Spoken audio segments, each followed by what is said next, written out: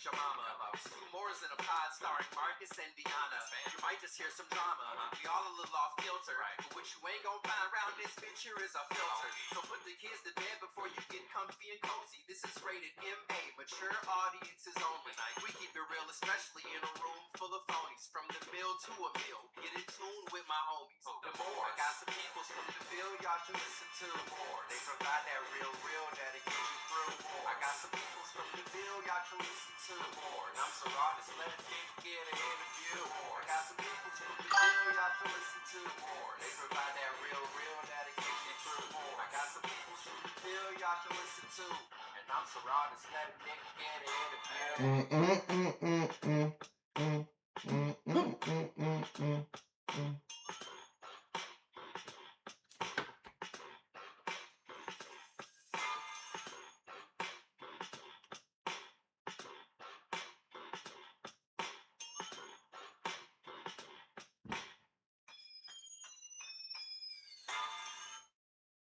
Hey, shout out to Mouse, man. That is a dope theme song. I love it. I love it. It fits us perfectly too, man. It do. It captures the essence of the podcast for sure. Yeah. Cause man. What's that ringing noise? Like when a message come in and go bling. Turn that off. I don't think I like that. Well, we know when messages come in, and it was on here last week. I guess. Was it? Yes, I guess there was so your much. Your guess was so loud. I know. I had so much ruckus. That your guess. Hey, shout out to Poncho and Stoney, man. And I can't think of the young lady's name that was with them, but shout out to her too. You know what I'm saying? She was real cool. You know what I'm saying? So we're gonna be talking to her next week, ain't we? She coming next week? Nah, she's not with. That's who we need to have her as a guest. We do need to have her as a guest. But we do got some very special guests for y'all next week. But we'll post that after tonight's show. You know what I'm saying? We'll post that after tonight's show. Man, what's up, man? How you doing this week? You know, I'm doing better than I was last week. Good. Yeah. Good start to the week. Yeah, for sure. I ain't cooked the last 2 Sundays because you've been grilling, so that's pretty dope. You know, Thank you. Trying to do my part. Okay.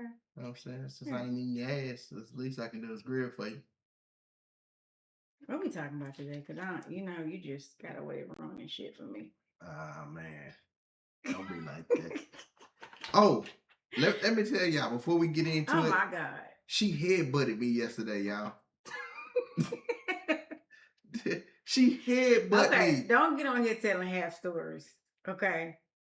Bruh. Why did I headbutt you? Oh, it doesn't matter. The crime did not fit the punishment. Yes, it did. You done took this topic to multiple people. Your own mama did not side with you. You just gonna keep trying to somebody say, damn, that was fucked up to be headbutted you. She headbutted the You act like I reared back. I just got you like that. Hey, it back won't, up. It won't. Did you back up? It won't work? Be up. Hell yeah, it worked. Alright, our paint job. Yes. It's done. A little bit of touch up to do, but it's pretty much done. Shout out to Linus and crew. Linus Migos came and did their thing, you know what I'm saying? So yeah, shout out to them, man. If y'all need painting, they did our fence. What's so funny? Cause why you gotta call them Migos? Why you can't just say he got a good paint crew? Because they his Migos, they're his friends. That's what he called them. You didn't say friends. What? That's what Migos mean. I know what it means. You was thinking the rap group. No. You was thinking the rap group. But no, they do a good job. So if you need anything like that, holler at Linus Fredericks with I can't even shout the man shit out because I can't even remember. But Linus Fredericks on Facebook, holler at him. Hey, listen, we gonna use our platform to highlight folks. They help us, we helping them, we highlighting people. That's what it's all about. Empowering each other to be great. For sure. All right. let's get into the topic, babe. What's the topic tonight? Because I think you are on fire. I'm doing something with the topics. I feel like we've been gone for so long that I've just been thinking of things. I got plenty of things for us to talk about, but tonight we're gonna be talking about your childhood or your upbringing, the impacts that it has on your adult life. Man, that's deep. Does it? Like, do you? Oh wait, you used to ask me a question. Okay. Oh yeah. Don't get off script now. Okay. But since you went there, does it and should it? This is a really good topic, and it has a lot of layers to it. And I'm gonna be honest, we're gonna be talking for a while tonight, and I don't know if we're gonna be able to get everything out tonight. This might be multiple part topic, but we'll see. Let's talk about it. So yeah, talk to me. Should that have any effect on your life, and does it? And give me some insight. I wouldn't say should it. I would say it absolutely does. Whether it's like, I'm sorry, subconsciously or consciously, your upbringing has impacts on the decisions that you make as an adult. And some of it is things that you don't even realize that impacts it. Some of it is very intentional. Like your family might have a tradition that you loved, and so you keep doing it as an adult. But then there's those underlying things of your childhood that present itself and could present itself in poor decisions as an adult. And some of it could be great decisions, or some of it can just be that it's decided how you look at things as an adult. No. Positive or negative. No, big facts. Hey, shout out to Michael Harris, man. Dang, I wish Mike was here, man. I swear. We're gonna have to figure out how to like have somebody virtually. Well, I know how to do it. Well, then do it. But here's the thing. You have to make sure like their speeds and stuff are where they need to be, because if their internet speeds ain't good, like, and you bring them on, then it's gonna be moving like that and shit like that. So you get with him and coordinate when he's gonna be in Nashville. Yeah. Or I don't know where he live at. He said Florida his boy. Name Gator Boy, so I just assume Florida, but he might live in Chicago or something. Well, nah, it's a Florida boy right there, man, and but So I think the first thing that starts out to me is poverty. Mm-hmm. Okay, so I feel like just because you was brought up in poverty doesn't mean you have to be poor, right?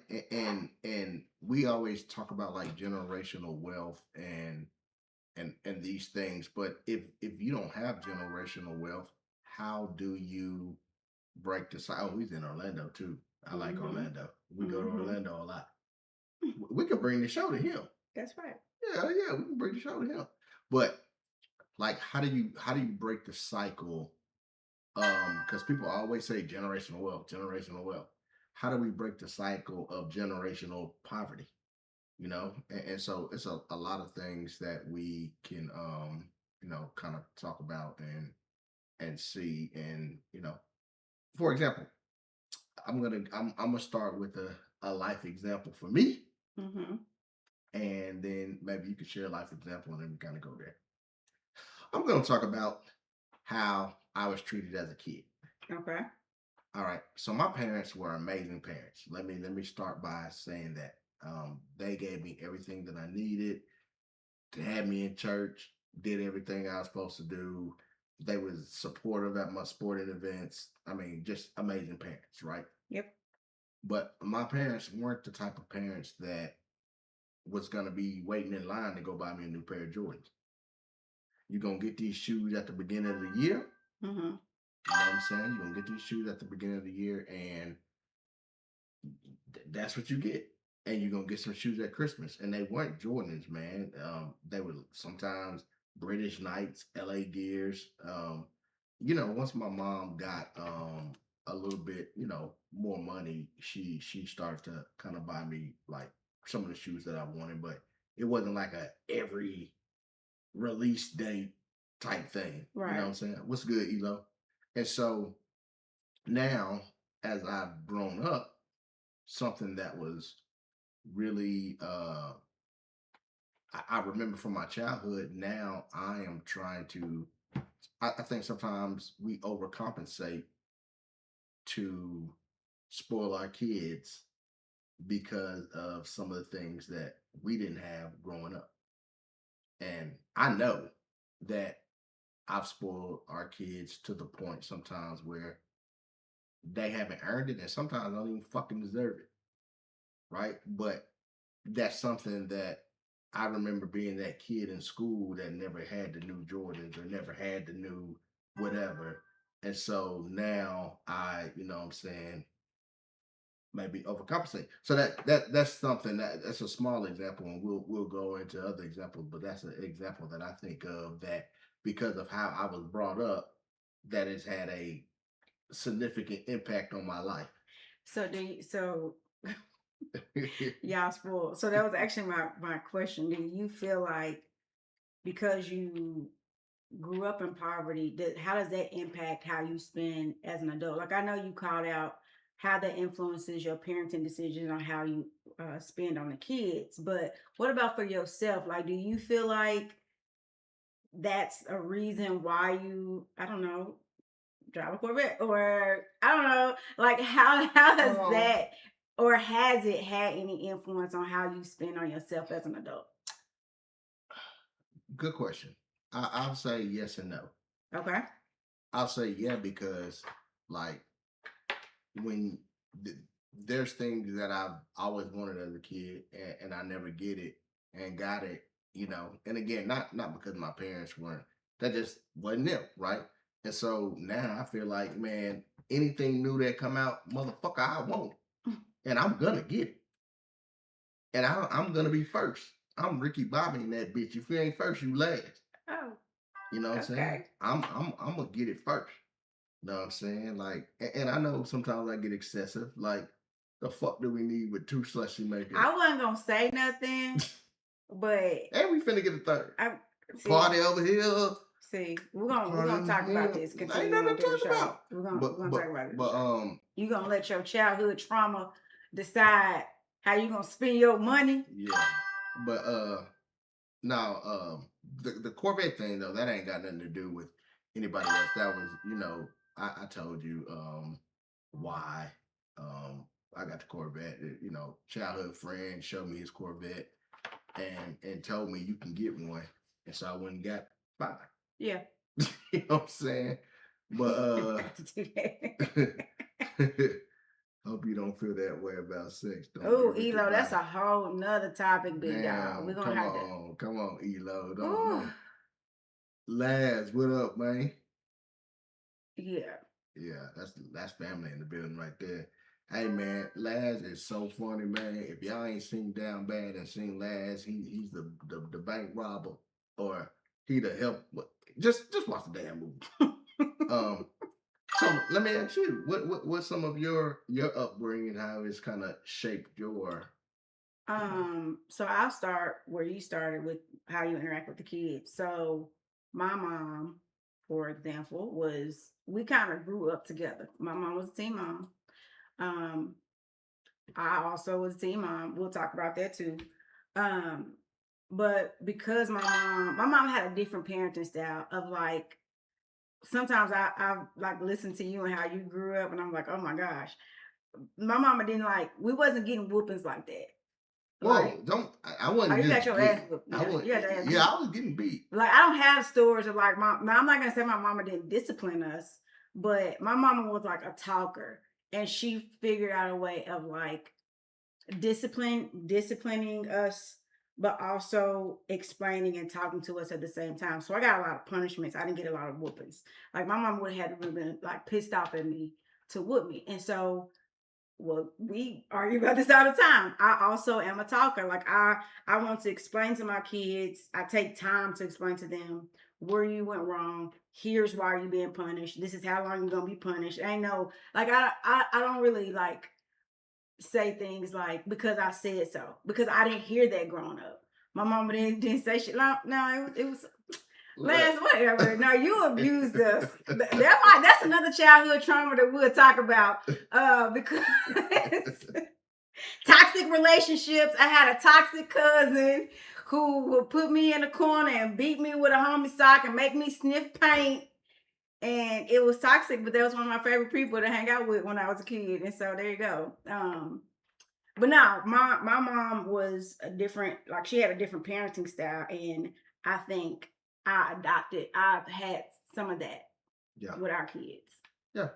And here's the beautiful thing: as we get older, we realize your way ain't right and my way ain't right. Right. It's 100 ways to skin a cat. That's right. But when them kids out of line, I skin that ass. Okay. Pause. Right. It's like, whoa, what's going on over there? Yeah. But you also hit on like the things that like our parents have said, I want to give my kids a better life than I had growing up. And I think people hear that and naturally assume that it's like material things, financial. But what if you weren't loved appropriately growing up? Yeah.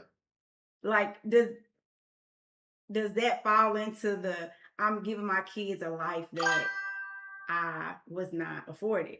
Right. Maybe my mama didn't hug me enough. But then what does that show up like as an adult? So if you don't get enough affection as a kid, what happens when you're growing up? Are you cold and you don't know how to show affection?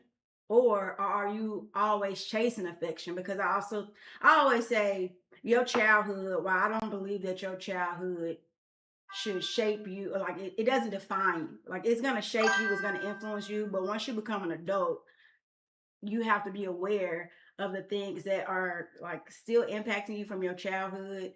And you're either going to run far away from those things and become the complete opposite, or you're going to embrace those things and become the exact same thing that impacted you as a kid, whether it's positive or negative. Gotcha. So I'm gonna throw out an example.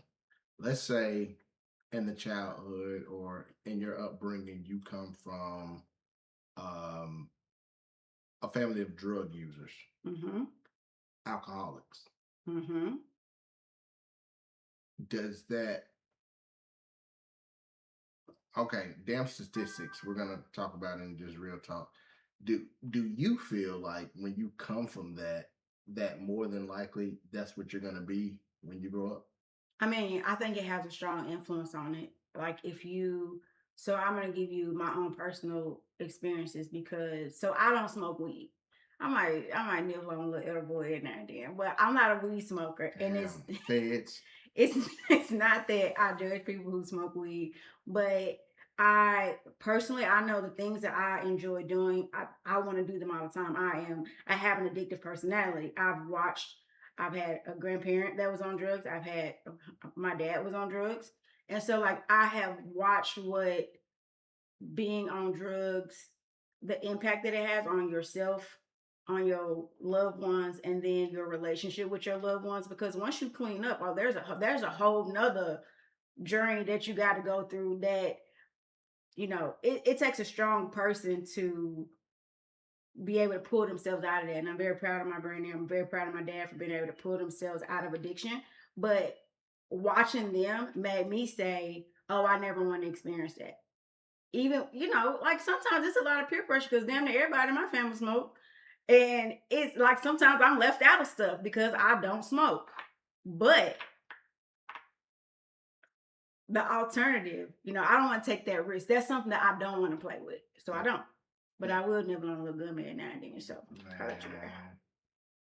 Man, are you over here trying to solicit? Yes, this is drug transactions. That is not what we use this platform for. My bad. Man, my mom was in the army, so me being me, she had to be hard on me, but loving at the same time. Yeah, because you know how we was back in the day, Mike. Man, we were some badass kids. Well, I wasn't that bad. I heard stories about you, so you can sit here and lie if you want to, but I think a lot of people know you, so. Yeah. T Jizzle, but does it though? Not sure exactly what you're referring, but does it? But clarify what you saying, T Jizzle. But yeah, so I feel you because like you said, it can either do one or two things. It can make you fall into the, well, everybody else is doing it. Yeah. The rest of my family doing, I'm doing it. Or it's gonna be, I'm gonna stay the fuck far away as I can because I don't want to be in that position. Your sister is bad as hell. So like weed smoking is an extreme. Like we're not talking about. I personally wasn't talking about weed. Like for the drug that I'm choosing not to do is weed, but that is not the drug that I know that people in my past have had experience with. And for some people, it means nothing. For some people, it has no impact on them. They can smoke today and not smoke again in 6 months. But for people who have those addictive personalities or underlying issues that they are dealing with or have not dealt with, that could also be why you smoke weed every day. Why you gonna pay your phone bill, but you will have you some weed in your pocket. Some motherfucking weed. Priorities, priorities. I'm not judging. I'm just saying. I was smiling not for the answer. You had a great answer. I was smiling at Elo comment. You wasn't bad. I seen this man kick out a football game 8 minutes trying to beat up the rest. You know what? That was one of the most embarrassing. I watched Marcus play sports for a long time. That was probably the most embarrassing experience I've ever had in my life. Well, the rest he shouldn't have, like, you know what I'm saying? Like, no, that's not an excuse. no, listen. Eli was probably like, oh, his mama didn't whip his ass enough when he was younger. Nah, that ref, man, I don't know who the fuck he thought he was. You know what I'm saying? Like, but I ain't going for that. So I'm not going to ask you to unpack because there's some things I think that happen to you, whether you're a kid or a young adult. There's things that happen to you that shape who you are. Why the hell are you so angry? Or were you so angry? Because I do see a change in you and how you handle things. But there was a point in time where I was just like, Lord, please don't let nobody honk the horn at him. Don't let nobody cut us off in traffic. Like, I just don't want to deal with it. Yeah, I think kind of going back to my upbringing, right? Like, I didn't live that life. I was loved on and really, typical in church all the damn time. Yeah. Mom and dad, very supportive, brothers and sisters, got along with all of them. So I lived that typical life. And so I think that as I got older and I drifted away from that, I started living a different life. And that different life caused me to I believe you, Tisha. to kind of drift into what I was back then. Like you can't, again, I wasn't that guy. Like you know what I'm saying? But you can't put yourself around situations like that and not be tough, right? Okay. And so what I had to realize is I ain't in those situations no more. And every time you don't have to act like that. You know what I'm saying? You ain't in kickers trying to fight your way out there, bitch, because it's a riot in there. You know what I'm saying? And I had to understand and kind of separate that. But I think, appreciate that, TJ, T Jizzle. Hey, Terrence, man, all the awards me and Terrence had in Pippi backyard playing basketball and everything like that, man. Like, but yeah, that's just what it was, and so again, it kind of goes back to our point. Like, it's either gonna push you far away from it, or you're gonna be a part of it. And let's touch back on to like the generational wealth thing and the poverty, because I think we had some good conversation about this earlier. If your upbringing is poverty, all you know is poverty, and you don't have the skills to do anything different to improve your situation, that's going to have a hell of an impact on you as you get older and get into that. And not even just that, just things like when you're brought up in learning how to invest money and things of that nature. And I'm not taught up that way. All I'm taught is to work a 9 to 5. And that's inbred in me. I ain't been taught to run no business and things of that nature. And I think that's a real common like thing that happens, but I wasn't brought up that way. My parents showed me how to work a 9 to 5 and come home and provide and pay bills. But we all know, not saying you can't get rich off a 9 to 5, but we know that ain't how you get rich. It's investments and all that other shit. There's multiple streams of income, so we weren't taught that way. So how does somebody get out of that? Because we've already decided that it's an influence, right? Yeah. And it will shape you. But how do you get out of that when you don't even have the skills and you don't even know? I mean, I'm just gonna be brutally honest. Let me start with a positive first. It's a way out. I and maybe this is the like hopeful, optimistic part of me. I don't feel like there's many things in your life that you can't. I'm not gonna say you're gonna fix everything that's fucked up in your life because I would be lying. But there are things that you can fix. There's things that you can make better. There's things that you can make more manageable.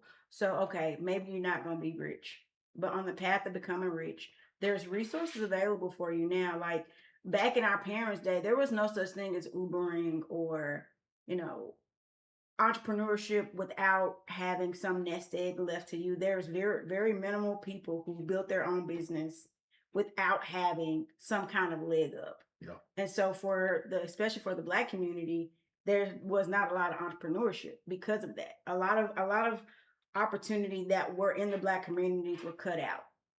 And I'll leave it at that because I don't want this to turn into like a historical tirade of me going on. But there are resources for you to make your life better from a financial standpoint.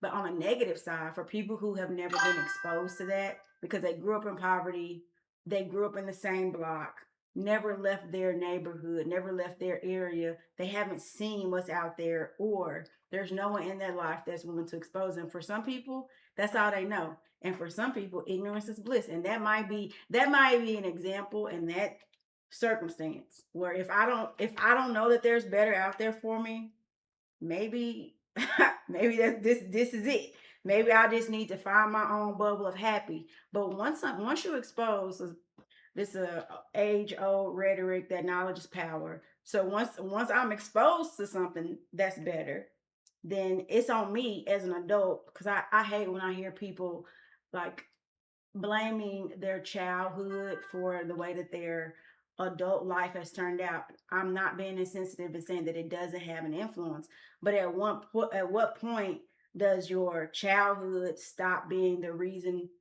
that your life turned out the way that it is, and you hold yourself accountable as an adult? Nah, a wise man once said this to me, and most of the people on the live will know this.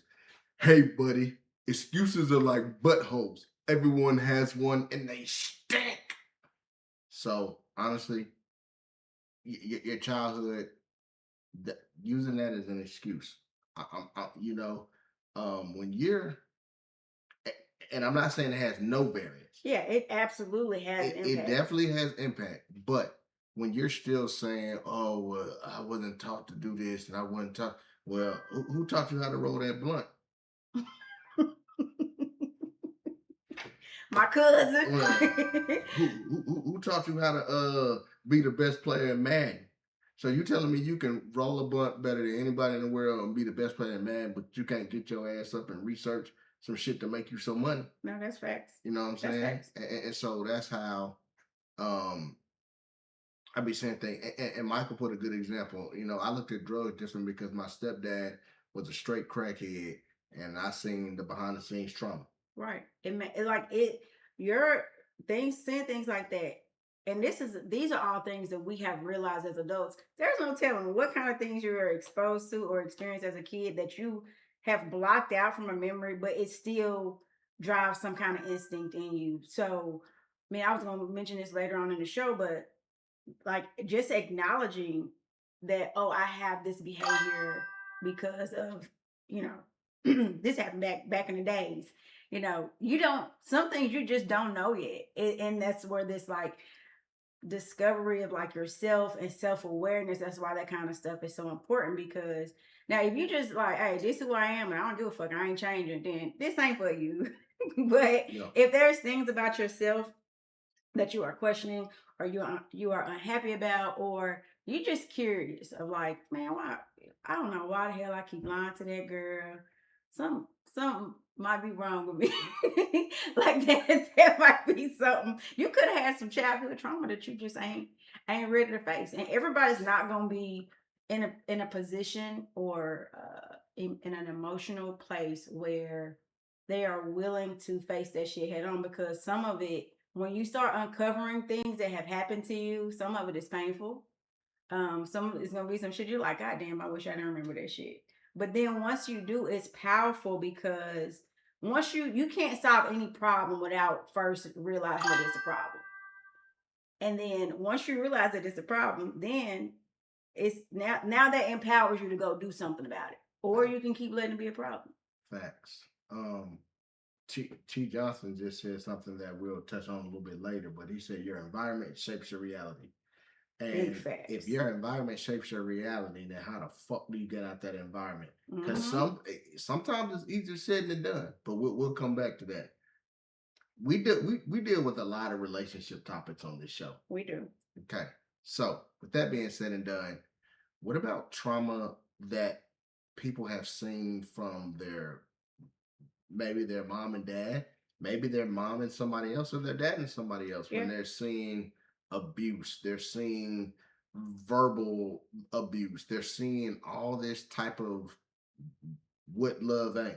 Right. How do you think that affects them as they go out in the world and they're looking to find somebody and be with them for the rest of their life? Like how, like man, it's probably all kind of shit. It is, and it's probably, I'm not a psychologist, you ain't either, but like, so just putting some of the like things that we talked about, or things that we done read upon, or things that we done watched other people, and I don't want to be like analyzing people and be like, damn, I bet her daddy wasn't at home when she was going there, but like for real, it make you. I mean, man, don't be telling me. Listen, people. I'm just gonna say it because listen, I don't give a fuck.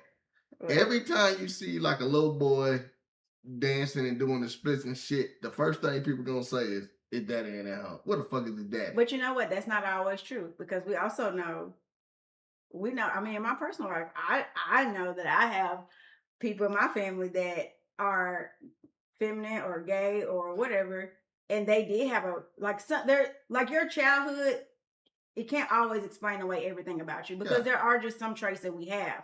But to say that there isn't a large influence from your childhood, for sure. And I just don't know enough about, those situations to know. But I absolutely believe that when a young man is brought up in a all-female household, it influences his mannerisms. I'm going to give you, so last week we talked about sassy, okay?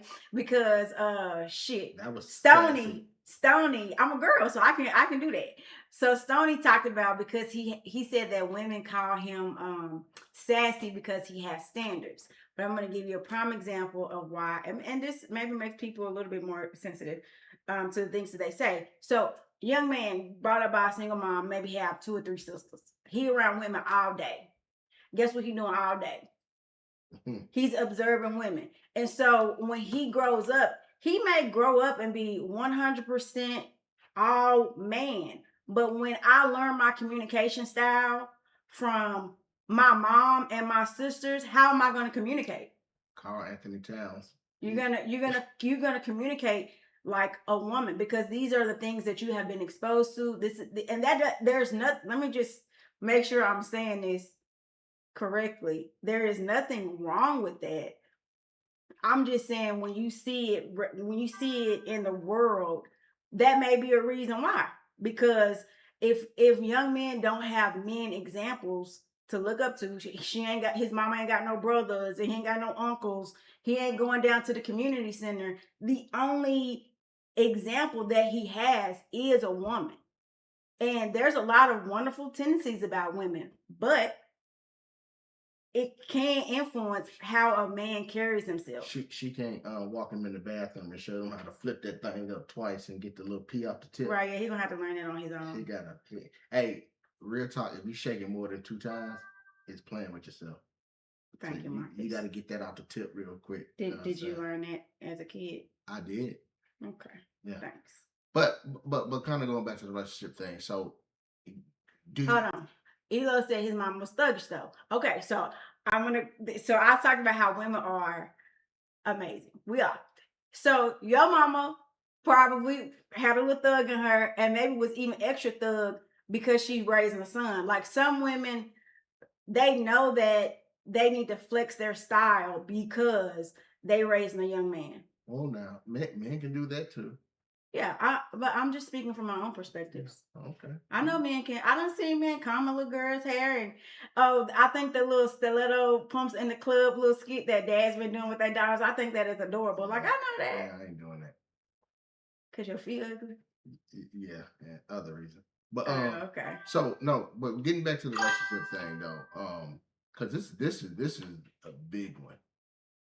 If you again watched abuse, like let's say you watch your mama get her ass beat, um, does that mean like how do you think that shapes? And I know it's a thing because you didn't live that trauma, but how do you think that shapes that girl's psyche as she goes out into the world looking for a man? Yeah, no, that's facts. I mean, I would imagine that because sometimes we don't always choose what's healthy. We choose what's familiar. And so if it's familiar to her from her upbringing, observing her mama getting beat up, okay. Her ass beat. Okay. Cool. Then she either gonna think that's how love shows up in a relationship, or she gonna say, I'm never gonna deal with a man that's willing to put his hands on a woman. Yeah. And same thing for your sons. Like sons have to watch their mama. So a son may be watching his mama and notices she getting her ass beat, you said? Yeah. Okay. He may grow up to be an abuser, or he's gonna grow up and say, I'm never gonna put my hands on a woman. Yeah. Like it's so unpredictable how your upbringing is going to impact you. Yeah. You know, but that could also be reasons why people do not choose relationships. Yeah.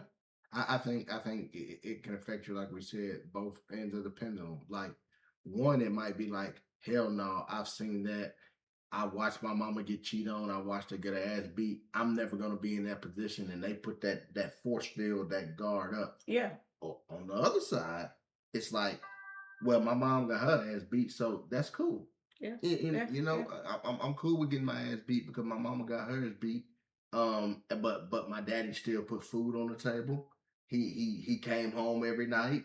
You know what I'm saying? He was there for me at my events. He just beat my ass and beat my mama ass and cheated on her. So I guess that's acceptable. You know, and so that will really shape. Hell yeah. You know, so man, that's so you know how you hear women, or men, but it's mostly women. Oh shit, you gotta go double back down. Okay. He beats me because he loves me. And you know, you gotta think where that shit come from. Yeah, because we usually always say you just a stupid motherfucker, but as we get into this topic and we go a little bit deeper, yeah, that might be everything that she came up saying. So it could be everything she came up saying, or she never saw what real love looked like in a relationship or in her household, and so then she had to be taught, and everything that she's taught is from this man who beat her ass. I'm a teacher. Or he probably said, "Preacher, motherfucker." Oh, I'm sorry. Go ahead. See what you made me do? Go ahead. See what you made me do? That's like what happened this morning when I headbutted you. You made me headbutt your ass. That shit hurt. As it should have. You got up off my stomach though, didn't you? Yeah. Yeah. Guess. Okay. Yeah. No. So that kind of goes back to what you said. You said ignorance is bliss. Yeah. Right. And so, like you said, not in domestic violence though.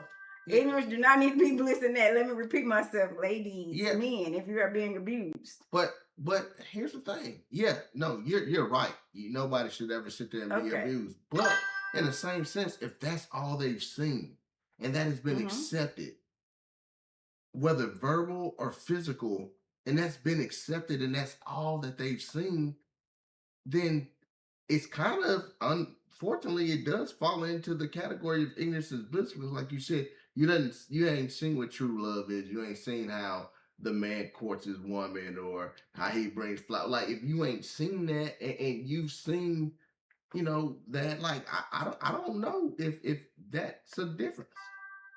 You might have a point there. I'm just gonna say that when it comes to domestic violence, you cannot afford for ignorance to be bliss because you could die. And Yeah. so, like, while I hear you and I agree with, I mean, I said some of the shit, but we got to touch on verbal abuse. Good call out, Elo. But that's one of those things of like, let's not even talk about if you have kids, just for your own personal. If somebody beating your ass every day, like that's So it forms the question, right? Because if it was that easy, yeah. get up and leave. Now you're right. There's something keeping folks there. There's something keeping them there, Yeah. and whether And it it's could be they really do think that they in love. yep, It could be that they're just scared because this is an evil that I know. I don't. If I leave, there's a whole unknown out there. yep. But that what you said that security blanket that's kind of what they know, Yeah. and that's their security, and they can't imagine. Like if you watch your mama get her ass beat this whole time and she never got up and walked away, but she's still married to her husband 50 years later, you may be holding on to that concept. You might not know how to get away, and you would have to take the first step to say, all right, I need to get into this abuse shelter center or something. Like you might not even know the steps, and you're ignorant to that. So you come what's natural, the easiest route. The easiest route is to stay. That's right. And like you said, you know what's going on. You know you're getting your ass kicked, right? And so you don't learn how to take them punches. Mm. And so if that's the worst, fuck it. You okay with it. I'm not saying that it's right by no means, but I think from the psyche of somebody where, that's where I've grown up where normally I'm like, that's a stupid motherfucker. You don't let them keep beating your ass and that you just gonna let it. But then now that I think about, man, shit, that might be all she know and that might be her comfort zone. It might be. It might be. I'm gonna say again, we don't always choose what's healthy. We choose what's familiar. And if if that becomes normal, then you're right. Yeah. So verbal abuse, we've heard it. Now I'm looking at T Jizzle. What up, Doja? Hey, listen, it's all about shouting out, folks. Hey, if you need music, I'm telling you right now, Doja DeVille is a music. What is it? Mogul? Is that what they say? Is it? Okay. I think that's what you're going get with them. The boy bad now. But back to this verbal abuse. That whew. Yeah, I mean, especially if it starts in your house. Like if you've never heard an encouraging word, okay, you stupid, you're gonna be a failure. You hear that shit as a kid and you've heard it all of your life, then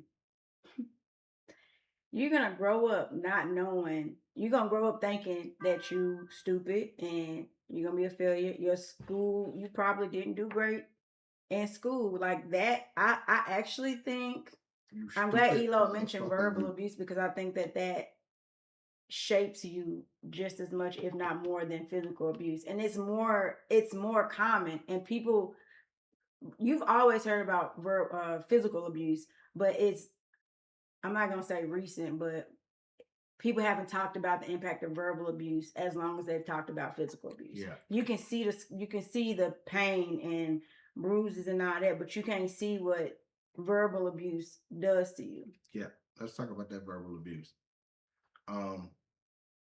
If at home you're getting called ugly, and you go to school, you're getting called ugly. Everybody can't be pretty like the prom queen, the homecoming queen. But all this life, you're ugly. So now when you grow up, you think you ugly, and you think there's nobody out there for you, and so now you selling that pussy or What the fuck? or you no, listen. Marcus, I can't take Okay, you well, you're serious. not selling Can it you for use another example? Okay, but so now you laying with any man that shows you any attention because all this time You never had it. you've never It had starts from you hearing it as a kid that you ugly. You hearing it in school that you ugly. You grow up not feeling like you deserve the why would anybody want me because I'm not attractive? Because I'm and not so attractive. any little bit of attention goes a long way. Yeah, you said it. The She ain't selling no pussy. I mean, that's a. I'm just saying, like, oh my that, god, like, you know what I'm saying, like, but yeah. So when you feel like that, that verbal abuse is tough. Like, or if you hear you dumb and you dumb and you dumb, like, okay, you don't. I mean, yes, that it has long lasting damage that you can't like none of the things that you experience as a kid can be you can't snap your fingers and they undone. But when something's it's really tough when something's ingrained in you so much that you believe it with your whole core. Yeah, you said something really good this morning, and this is the difference between people, and unfortunately, people shouldn't have to do this, but it's reality. You talked about how comedians channel that energy, like when you're calling them ugly and stupid and all that other stuff. And what did you say the comedians do? Shit, they're gonna learn how to roast your ass. I mean, that's what I'm sure that's where a lot of comedians got their start is right in their household. And some of it maybe it was full of love, but then some of it is a motherfucker always on your ass. Like even in our household, like I mean, people who know me know I like to joke. I play all day. And I'm gonna talk about your ass. But I'm not gonna talk about you. I'm not talking about you in a way to try to hurt your feelings. It's all for laughs. But that came from a place where hell, I got talked about and shit. I learned how to motherfucker. You don't want to go with this round. You don't want to go here. Yeah. Because I'm finna hurt your feelings. I'm gonna show you why. But it comes from something. Like comedians, I mean, shit. A lot of them have fucked up childhoods, fucked up adulthoods, Yeah. and they have just learned to laugh through, like heal themselves through laughing. And everybody doesn't have that mental capacity to do that. Oh no, that's facts. You know what I'm saying? And so that's what makes it tough. And as everybody's been saying, man, the damage emotionally, man, will do maybe more because them physical stars will heal. Yeah. If they don't kill you. Yep. But them emotional ones, you carry them motherfuckers. I still remember shit back. Man, let me tell you about Wyatt. Everybody know Wyatt, man. Wyatt cooler than the other side of the pillow. And everybody know Wyatt was a jokester. Wyatt didn't mean nothing by it. I mean, he's just a cool ass dude. But he funny. And I remember one day, because I didn't get like the new shoes and stuff like that. But I got the Reebok Classics from 99 and 2000. Mm-hmm. And Wyatt came into the class and he looked down at my shoes and that nigga said, when I say last year, you say classics. And so, you know what I'm saying? And it was coming from Wyatt. Like that's what Wyatt do. Mm-hmm. It wasn't like he wasn't no bully. He was like he clowned everybody. That's what he so that's what he did. But like shit like that is why I'm like, nah, fuck that. If I want some joy, I'm going to get them. Hey, I will show you motherfuckers. You know what I'm saying? Mm-hmm. And so Okay. I think that sometimes status is like a thing, and it shouldn't be, right? Mm-hmm. So if you got picked on in high school and shit like that, and now you're an adult, at some point you gotta let that shit go. But people really go back to high school reunions just to show motherfuckers like, hey, y'all talk that bullshit about me. Look at me now, bitch. And I ain't let it go. So their upbringing and all the trauma that happened in their past is shaping, where it is. People carry things for a long time and don't even know why they're carrying it or where it came from. Marcella said you was a bully back in the day. I was not no bully. I was just rough. Was there somebody bullying you inside the house? No, that's the crazy thing. I never got bullied. Nobody ever. I don't bullied believe me. Tyrone didn't rough your ass up. Tyrone, I do not believe Tyrone did not was rough not. you You up got one to time. remember when Tyrone was coming up. Me and Tyrone was probably Well, on who was the. roughing you up, Natisha? Nobody. Oh, Not okay. not a motherfucking sibling of mine roughed me Oh. up. But again, when Tyrone, now look at your mama Collins. Okay, excuse me. That's my best friend though.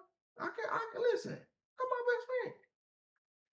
Finish your thought. But yeah, Tyrone never roughed me up. Man, Okay. so you the one that got me. I'm talking about Tyrone roughed you up. Boy. I was staying on task because Marcellus called you a bully. Oh, I'm not a bully. And no, nobody roughed me up, and I wasn't roughing people. I just like to rough out. Okay. You know what I'm saying? That's all. Okay. I'm a boy. Good. That's very observant of you. I didn't even know. All right. So what other ways? So we talked about relationships. We talked about like emotional damage, physical damage. We talked about like why some people like want material things. What are some other things that Marcus used to bully people on the court because he was called him and now that I would bully somebody on the court, you know what I'm saying? But not like a physical bully. Not like my wife headbutting me. That's We're bullying. going there again. I can't let it go. Traumatized. If that would have happened to me while I was young, boy, get the fuck out of here. Think about how I did not even hear what you did. Hey, y'all. Let me show you how she did it. Boom! I said, lying. Damn! We was this close to each other. Now, I'm just gonna go ahead and tell. I'm trying to stay on top. I got some more stuff I want to say. Oh, okay. I'm sorry. Go. Say what you got to say. Okay, so your influences on if you believe in marriages and relationships. Yeah. So, if you come from a family where divorce, you saw your mama and daddy get divorced. You know what, Marcel? I know. No, stay on task. Go ahead. I'm sorry. So if you come where like let's say your mom or dad had been divorced 3 or 4 times, right? You're automatically when you grew up thinking like whatever reason they broke up or why he got divorced 50 times, like that's gonna happen to me. So I'm just not going the marriage route. And all the while you might have the perfect person in front of you and you ain't fucking with it. Yeah. That's facts. So I'm gonna say, what? Really? Go ahead.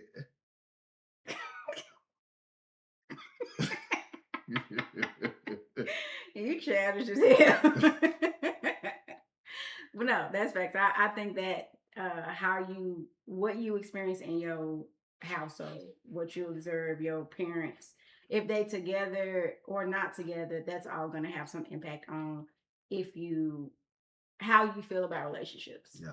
Like you're either gonna want to build the happiest home possible, or you like that shit ain't for me, cause nah. But then what about people who have like serious like attachment issues? Yeah. Like I also feel like that. I mean, I said it earlier, like maybe you didn't get enough affection or you got too much affection, because there is a such thing of like childhood trauma where like people have experienced molestation. Like that could also make people grow up to be promiscuous, or they don't want nothing to do. They don't want nothing to do with the opposite sex, so they may end up visiting the same sex. Like these are all ways that childhood trauma represents or it shows up in like adulthood. I got you too. Let's say that you was sexually abused as a child, right? Man, how do you think that's gonna make you raise your children? Oh, your kids ain't going nowhere. Yeah. Your kids are going absolutely nowhere. Even just hearing stories about it makes you want to hold your kids a little bit tighter. Yeah. You know, because it's always the people that are closest to us. So I think somebody else said this earlier about when we start talking about verbal abuse, that it always comes from someone that you love. quite often, I'm not gonna say every time, but quite often it's about proximity and who's closest to you. Your family. And so, it is unfortunate, but it is a harsh reality. Yeah. What up, Tars? Hey, I hope your spade game is ready to go for the beach this year. How many years in a row did we hear Tars say he's gonna do something Forever. and then get to the beach and he's still sorry as hell in spades? He's getting better. He has a great Is spades he? partner teaching him. Yes. Well, his spade partner cold. Then she been whipping his ass in shape. All right, Tires, we want to see something, man. D got she believe in you. I do. I I don't believe that you can be me, but yeah. I believe that you at least want to be reneging and shit. Hey, so that's me and D calling out any of you motherfuckers on this live that want to come over here and get on spades. we welcome it. Any of you, we welcome the shit. Facts. So what about your preferences and who you date? Because so I'm gonna just say one thing that like really get on my nerves. I hate when people like make these like generalized statements about the opposite sex instead of just owning your shit. Like if that's your preference, that's your preference. Like if it's because of a childhood trauma, then that's that ain't none of my business. But like at least don't like if I hear black women who don't date black men. I don't date black men because they cheat. Well, that ain't fair. Like what you saw your daddy cheating on your mama growing up, and so now you think all black men cheat. Or I hate when black men say I don't date black women because they all got nasty attitudes. All of us ain't got nasty attitudes. It's like that's. All right, I'm sorry.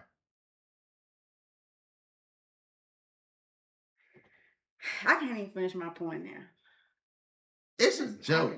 Just like a nigga. See, look at you. You using the N word. Okay. I heard it all my life. But no, you see what I'm saying? Like if your preferences are your preference, but don't own that shit. That's my preference. Not because all black women got nasty attitudes. That's not a reason to not date a black woman.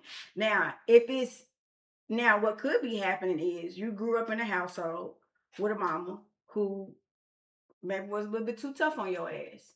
And so that's your, you made this general statement because that's what you were exposed to. But that's where having your own awareness of, maybe I need to expose myself to some other shit. I'm not trying to talk people out of interracial dating. I don't have anything against interracial dating. You do what you do. You love who you love. But when it comes to general blanket statements like that, it's kind of like, oh, this motherfucker just ain't been exposed to the right thing, right person, enough experiences, or you just hiding from your own shit. Yeah, no, that's one thing. But how we talking about upbringing? Let's say you like from the deep like south of like black people, where black people have formed, I don't want to say the word hatred, but they formed a really colorism is a real thing. Yeah, dislike to the other. And so you was raised by your grandmas, your nieces, your aunties, that if you bring a white woman around this motherfucker, it's gonna be a problem. Mm-hmm. You know what I'm saying? And so, or just like the opposite, don't you bring one of them coloreds around here that want them fried chickens and the damn watermelon. Don't you bring that color around here. I don't care that boy. What you said, that strong boy run a football? Oh, he can go play for Alabama? That's the only time your ass gonna be able to date that white girl. You better play football and play for Alabama, man. So Taisha Frederick said, I know so many men that were sexually assaulted as young as 8 years old and they never considered sexual assault. They're just caught at losing their virginity. So going into adulthood, they are extremely experienced, freaky, or having sexual or porn addictions. Like, and this is shit that like that's a real life example of how you if you don't deal with your childhood traumas, it spirals and it shapes who you become. I would also venture to say, Taisha, that some of them men cannot be in a monogamous relationship. Yeah. That intimacy So sometimes intimacy is uncomfortable. Intimacy with one person is uncomfortable. It don't feel right. It don't feel natural. But all of that, all of those things are. I'm not gonna pretend like you're gonna heal from everything, but if you can at least start understanding it, you can be intentional about what you like, how what kind of behaviors you exhibit. Yeah. Hey, what you notice about Ty's last name? Frederick. What's Landa's last name? Frederick. So look at this shit. So this motherfucker did my hair all this time, braiding me up, doing the thing. That's Ty from the shop. Yes. Oh shit! What's up, Ty? I'm being all official. Hey girl, hey. So she braided my hair and all this shit. Like I don't know she's related to Lance. How they related? They first cousins. Oh wow. So I don't even know that they're related. And then when we got the fence done, she comments on the post, and I'm like, how the fuck? And then I didn't even put two and two together. And I've been knowing Lane all this time, and she been doing my hair and had no clue, because it was like she from Texas and lived in Nashville, and Lane has been in Clarksville, so I just couldn't put the two together. Yeah. You know what I'm saying? But yeah, man, that is that's sexual.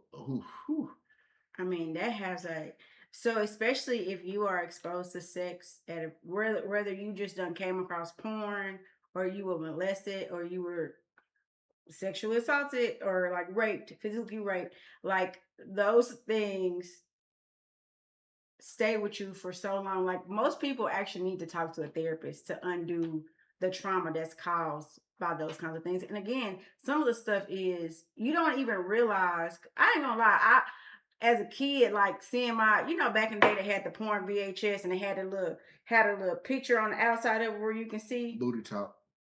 Well, yeah.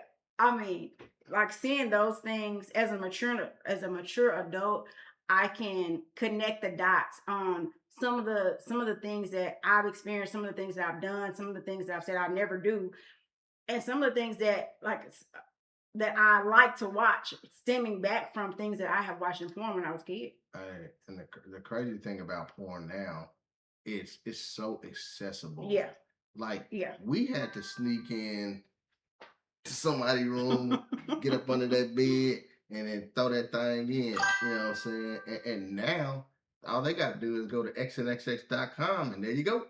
Yeah. There you go. So and so think about what that's doing to these kids now, and then by the time they get older, how they are going to act. Think about the Sexy Reds of the world. And I ain't got nothing against Sexy. I don't either, because I like her, kind of. But when she is such an influence on young ladies at this early age, when they motherfuckers probably shouldn't even be listening to that crack bitch. This generation, a lot of this generation thinks it's okay to be provocative, and what our generation would call a hoe is cool now. Yeah. Like they want to be called the biggest hoe. Yeah. Like I said, she tried to get that money. Getting that money. She got a cult following. Yeah, she does. Like NBA Youngboy. That nigga trash as fuck. Yeah, I said it. Nigga trash. He don't make good music like no Outkast or Goody Mob or Bone Thugs and Harmonies. You know what I'm saying? Like, that's your porn site? Yeah, that XNXX go hard, Mike. Hey, listen. You know, because they done took Pornhub away from you in Tennessee unless you gotta like sign up for it and all that shit. That's crazy. You want your porn free. Give me a freebie. Oh man. I pay for a lot of things, but I ain't paying for no damn porn. I ain't paying for no stop showing your age, old man. Hey, listen. Just because I don't look 43, I am. You know, I'm a little scruffy right now. I need Wayne to give me tight. Oh, look, Jacoby was on. Yeah, my son. Our son. Good peoples. No crumb snatcher. What else? Because you had a lot of notes, and I I did. want to make sure we hitting all your points. You did some really good research today. I did. A lot of it was like closing stuff because one thing was, did you choose your what? Last said I'm a member up for her. Hey, baby, you know how you be like, if you're up at night, there's somebody in Goodlettsville right now that's ready to jack your dick. Marcus. That's how the advertising and motherfuckers be falling for that. So you telling me right now, is somebody in Goodlettsville? You clicked on. No. Oh, okay. Oh, you did. Don't get headbutted again. Did you choose your partner, or did your childhood trauma choose what feels normal? I mean, it doesn't have to be trauma. Yeah, because we focus a lot on like negative memories or negative things that happened to you as a child, but there's a lot of positive things that could shape who you become as an adult. Like I don't know. I always watched my mama be a hard worker. My mama's always had a job my entire life, from 15 on up until now. And so it never, not having a job never crossed my mind. Yeah. I think that I think watching my mom and dad have the relationship that they have, and they've had a really good, they've been married over 50 years. Something got to be going right when you're married over 50 years, right? I think that having that relationship and then seeing how your family is, like your mom, amazing, dad, amazing, step parents, amazing. Y'all every week, like, was doing something with the family. All the aunties, you know how the old school black folks and black families do. Yeah. And that kind of reminded me a lot of my family because we're a tight knit family too. And I just feel like when you got a lot of family and y'all close like that, that y'all was raised well together. You know what I'm saying? And outside of that ass you had, woo, I think that was. Didn't you say my son on here somewhere? Oh, well, I mean, I'll be looking at your ass. How you think? Anyways, I think that helped kind of shape, you know what I'm saying? So yeah, I do believe seeing how my mom and dad operated and then kind of seeing that in you and in your side of the family and stuff, I do think that had a play on, you know, how it is. Because it could have been the opposite, you know what I'm saying? Let's say I could have went out there looking for some skank bitch. You know what I'm saying? They ain't got no more than nothing like crack oil and then just on to the next and 14 divorces later. But again, my mom and dad been together and they get along with each other. So I think that, you know. Yeah. Well, we over an hour in. You want to keep going, or we need to wrap up? Let's get your stuff. No, we don't need to wrap up because I knew you was gonna go there. I don't know. I need to choose my words more carefully. You should. So another thing that I would so the late bloomers. Okay. Late blooming females, late blooming males. And when I say about late bloomers, I mean maybe it started off of, I'm not gonna say your parents called you ugly because usually parents don't call their kids ugly. They, and try to encourage them. But let's just say you didn't have that.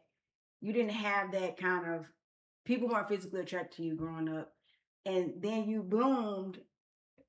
Junior year high school, senior year high school. Now all of a sudden you getting bitches. Yeah. Right, or you getting niggas, or you getting the guys like that. I also feel like that plays a role in if you are marriage material and when you're gonna be ready to be married. Hell yeah, absolutely. Cause like back in the day, like I don't know, I can't speak for everybody else because I always like thicker women. But like back in the day, when you was thick, you was fat. That wasn't the thing. Now, if you don't got a big old fat ass, it's kind of like, you know what I'm saying? And so now that those some of these bigger women got that big old ass and they know that that's what people are going for, the way they acted back in the day is totally different on how they acting right now. You know what I'm saying? And what about the ones who? Last said it's 16 for 49-year-old late bloomer. I'm gonna say yes, that's a late bloomer, but by the age of 49, well, you know what? You got a unique story last because you have an interruption in how much you can sow your royal oats, but you might also have some other like traumas that have contributed to your not wanting to settle down. I can't tell you exactly, but I don't remember you being a late bloomer. I remember because funny dudes just get girls. That's just the way it's always been. Like that's my attraction point is not the physical. I will look at a man and I know he handsome, but I'm not rocking with no nigga that can't make me laugh. So very handsome guys and funny dudes, I always got the hoes. Headbutt, say something. No. Say something. I was a late bloomer, but because my mom was super strict and I was scared of her, I was also brown skinned. Bony and didn't consider myself attractive. Yeah. But then Ty, once you realize, so if you come into this woman empowerment, you realize that you are beautiful, that your body shape is somebody's shape. Like there is a appetite for every size. I've seen For the real. biggest of women to the smallest of women. I've seen the have ass this flat, and somebody was poking that. This what you want to feel? To each his own. You made me forget I was going to say the time because you stupid. To each his own. That's what you want? Okay. Like I said, she just got you ugly but funny, bro. Yeah. No. Y'all read between the lines too much. No, like Langston, that's real talk. She said that last week. But hey, but beauty fades. Funny is forever. Fuck I'm you. gonna love you forever. Fuck the arms off me, man. You know what I'm saying? Yeah, you just keep that ass. That's what you do. I mean, I've been losing a lot of weight, so I don't know. You're gonna have to love it. I'll feed you. Okay. Hey, when you think you're eating something healthy, you putting bacon and bacon grease in my food. I inject over 2,500 calories in that bitch. I'm not fucking with you. Yeah. But no, I think that is really big though, like being a late bloomer. Because I'll be honest, I was like Ty. My mom did not. I wasn't the dude in high school getting all the bitches. You must not have been as funny as you is now. No, I was more. I ain't gonna lie. I was more about them. All I gave a fuck about the basketball and football. That's all I cared about. I ain't care. Because if you wanted them, you could have had them. Yeah. I already know big dog. I don't know, but but going back to what Ty said, my mama wouldn't let me go to the skating rink. Everybody was talking about, oh, I kissed this girl at the skating ring. I did this at the skating ring. Shit, I couldn't go to the skating ring. My mama wouldn't let me go. They had them lock-ins at Fort Campbell, man, where everybody was like, man, this the lock-ins. That's where everybody was getting their first little smell of them fingers and shit like that. I ain't get to go to those. Oh my God. So that's why when I was able to, that's why I lived in Kickers.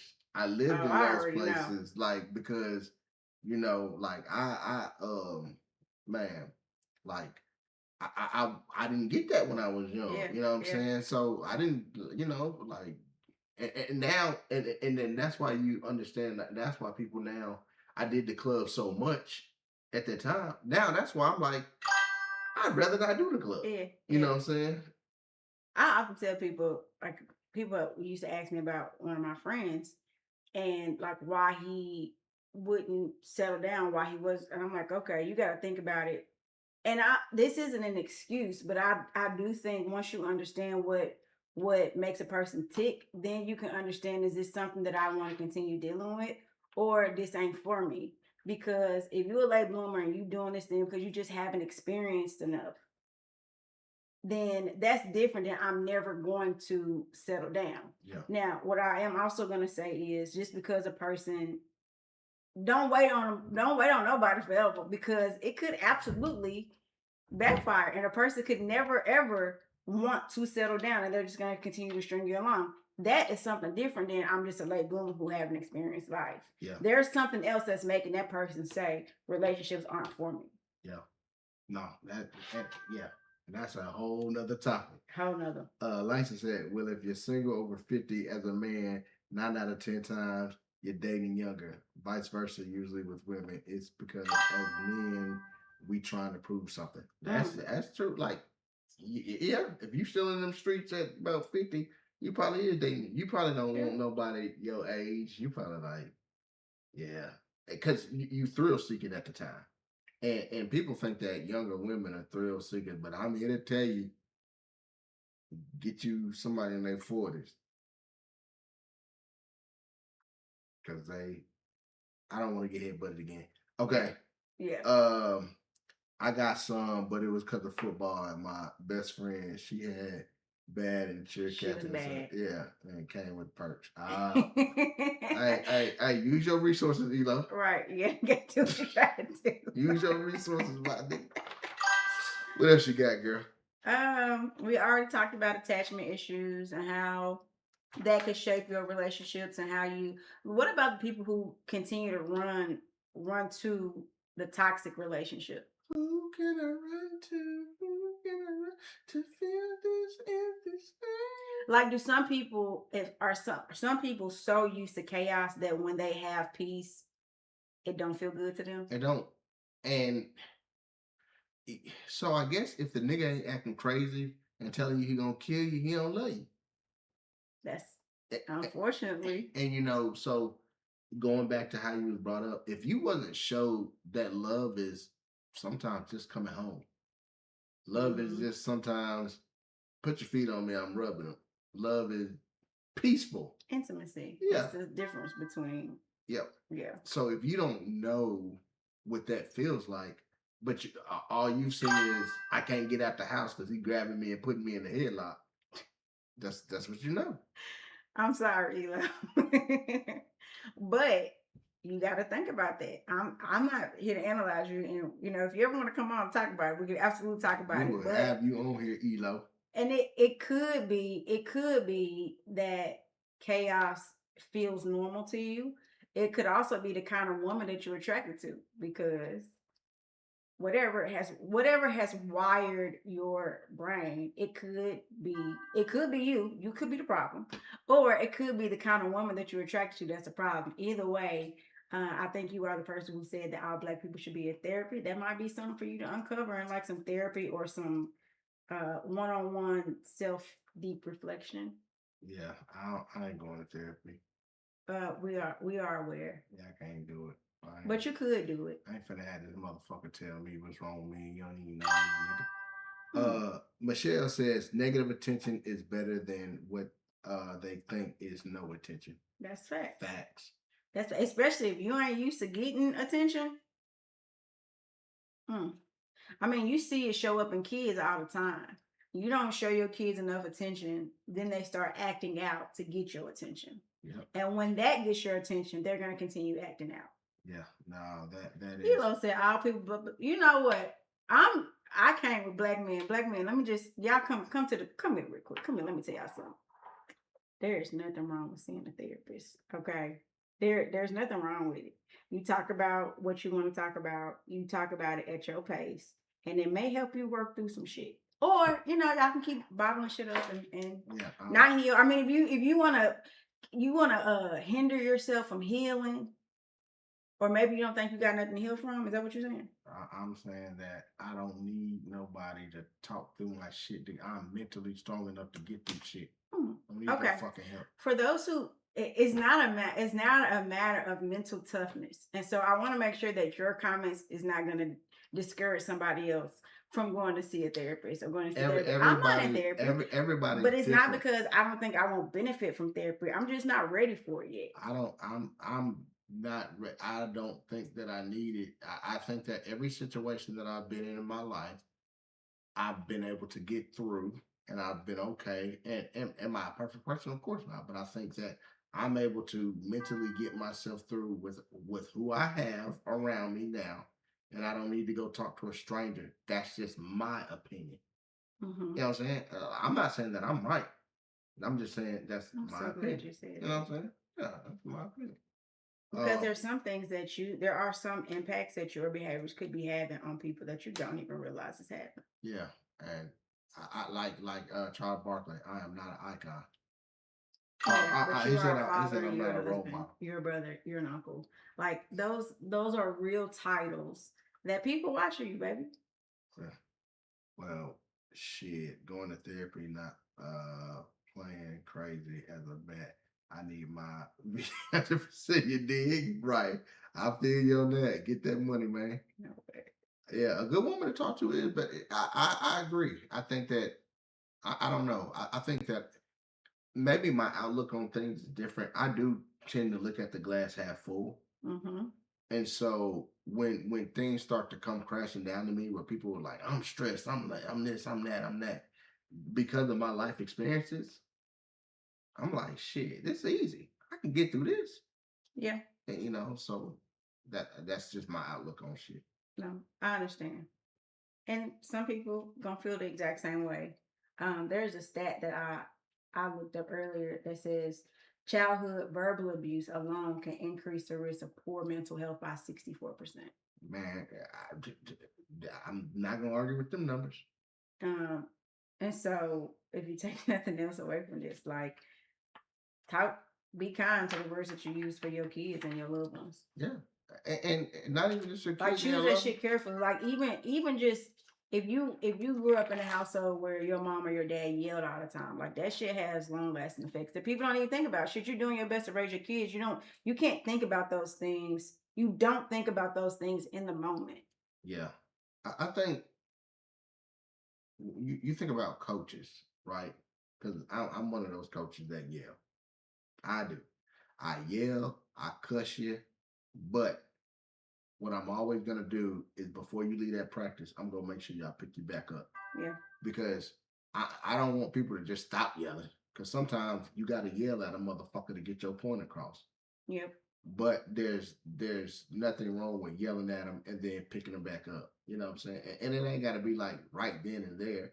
You know what I'm saying? It can be a day or two, but it shouldn't just always be yelling and cussing out and all that. Like there gotta be something that's good, and not even just about your family. If you're in management, right, your employees, you shouldn't always say they doing something bad and things of that nature. And again, going back to you might shape the way they feel about their next job. But just about to get the dirtbag ass manager. Here we go. You know what I'm saying? So yes. So going back to your original question, and like we said, and we had already established, hell yes, these things play a major part on the life. But the $1,000,000 question that you posed to me earlier is, how do we change that trajectory when it's a negative one? Yeah. Yeah. I mean, I I do feel like being aware of it. Like some things are small things, and like once you recognize it, you just need to be intentional about changing it. But some things are going to be serious enough where you need a professional to help you work through the shit. Like if you've been sexually assaulted or you was molested as a kid, I don't feel like that's something that awareness, like, oh yeah, it happened. But like how to heal from it, how to move on from it, and how to not allow what happened to you as a child continue to impact the decisions that you're making as an adult, that you do need to talk to somebody about. I want to be very clear. This podcast topic is in no way like don't get off of here and go call your mom and tell her that she's responsible for all your fucked up ways. No. Some people, for one, you need to learn how to recognize the difference between a childhood trauma and you just being a fucked up individual. And that's, those are two different things and two different ways to solve them. They are both solvable. But don't be calling y'all mama and talking about this bullshit. Like the things that happen to you as a child, they are going to shape you, but they do not have to define you as an adult. Once you become an adult, you are responsible for, you're not going to be able to erase your childhood. That just, you know, parents, I'm sure that there's things, even things that I've done as a parent, there's things that I wish that I could erase, press rewind, but I cannot. The only thing I can do is apologize to my kids that I didn't make the right decision in that instance. I'm not And apologizing then, to no kid, but go ahead. okay, well, I said me, I didn't say us. I said me. Um, you just like I can't erase the mistakes that I made as a parent. I cannot erase the things from my childhood that happened to me that influence how I am as a parent or the person that I became. But once you become an adult, you are accountable for your own shit. So if you recognize that there's a problem, own that shit. If it's fixable within self, be more intentional. Journal, like keep track of the shit that you're doing. Like, damn, I fucked up that day. I'm gonna do better tomorrow. Or if your issue is that you lie all the time, motherfucker, practice telling the truth. Like, those are things that are fixable. And then some things you may have to go to therapy for, and that's just the harsh reality. But I think the first step is being aware, because you cannot solve a problem that you have not acknowledged is a problem. Yeah, no, that's facts. And I think the same way that you said that um you can't blame your childhood, because again, I when I was out of control, I had a good childhood, Mm-hmm. and I wasn't raised that way. And I chose to get out there and act a fool and do all that stupid shit that I was doing. That was a choice. Mm-hmm. And so that's no different where sometimes when you are raised and you might have had a tougher childhood. That I think that's why it's so big when they always say, "Oh man, the kid out of the projects made it." Whether it be sports or rapping or something like that, it's such a big thing because we look at it as, "Oh my God, they beat all the odds." Yeah. But it's like, man, like at some point, stop listening to that shit. You did what the fuck you were supposed to do to better yourself. Now, was your route a little bit tougher? Probably, but it can be done. And so don't ever think that this is all just because I was born into this is me, because it's another way. It's probably a million and one examples of somebody that was born into poverty or born into an abusive relationship, that person grew up to be rich or grew up to have a long lasting happy marriage. You know what I'm saying? So you got yeah. But yeah, I'm with you. I'm not apologizing to no kid. Nah, fuck that. And he was just Oh, he laughing was at laughing. you said it. Yeah, because I'm not. Like, I look at the life that you have provided them kids. Okay? You have provided them a damn good life. You want to know how I know? Because I've been around. And so I be damned. I be. This is a whole topic for another day as well. Yeah, because yeah. Let me. You know what? What? And I don't mean to cut you off. Yes, you did. But it kind of does relate to what we're talking about. Yeah. Your childhood shaped how you kind of talk to your kids and do those things. And my childhood, because again, military father, very disciplinary mother. So I didn't have those things to where my mom and dad wasn't coming back and apologizing to me about shit. And it wasn't like the talks and stuff that you say that y'all was having. Me and my parents wasn't having that. Yeah, I understand that. Which is why when I said what I said me. I didn't say we. Yeah. Because that's the way that I choose to interact with the kids. I have never forced my way of parenting on you, because we see things differently, and that is 100% okay. Yeah. I think we have a balance.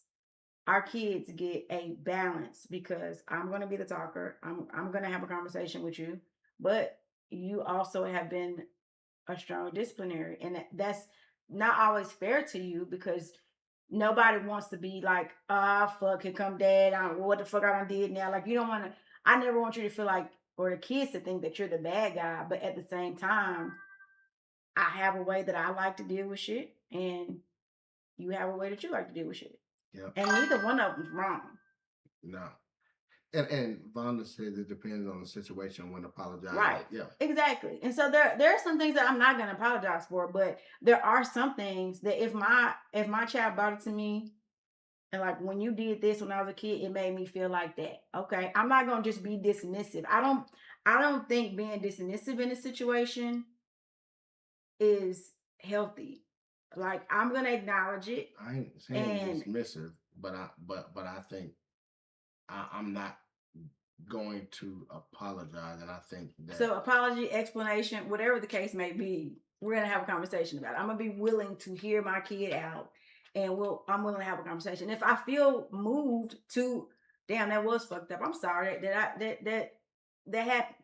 I'm sorry that I didn't know better as a parent, or I'm sorry I wasn't in a place to give you what you felt like you needed in that moment. And I don't see that there's anything wrong with acknowledging that. No, I ain't saying that there was nothing wrong with it. I'm saying that I'm not doing this shit. Yeah, that's fine. They're probably not even gonna come to you to have a conversation. How about that? Yeah, How about that? Let's just be he honest. was probably smart of him. Yeah. Yeah, probably smart. You know, kids are smart. They adapt. They know who to go to what for, and that's fine. They come to me for the cool shit. Whatever, Marcus. Dad, can I have a rocket ship? I don't give a damn.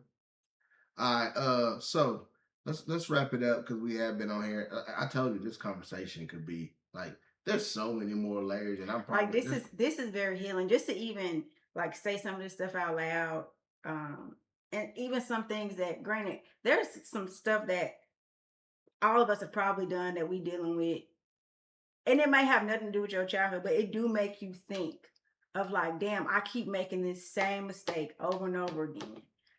Little JJ done cheated on me 10 times, and I took this motherfucker back 10 times. Why do I keep running back to the same person or the same situation or the same type of person? Like, if you haven't been able to figure that out, like, your childhood traumas represents itself in patterns. So look at your patterns and then go from there. Once you look at your patterns and you figure out, shit, damn, I ain't seen my daddy since I was 2. Yeah. I need a man in my life. That could be why you need a man, and who that man is and how that man treats you is not as important as that man being in the house with you. And that's also a childhood trauma that you should, once you recognize it, then you need to go down the path of fixing it. And it is not fun fixing your shit, but when you come out shiny and anew, it is. You put in the work, it's worth it. I need to get your pulpit. Obviously, this topic. I'm very passionate. I'm very passionate. I can tell.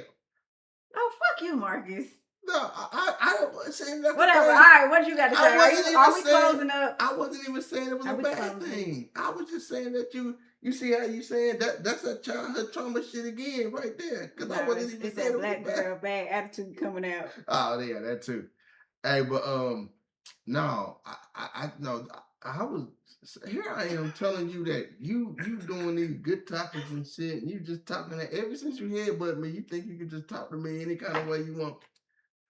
But anyways, childhood traumas you don't hear from. Yep. So I think we're actually in agreement today, which is we don't agree a lot, guys. But I think today we are in agreement, man. Like we both agree that your childhood, man, it can fuck you up, but don't let it get the best of you.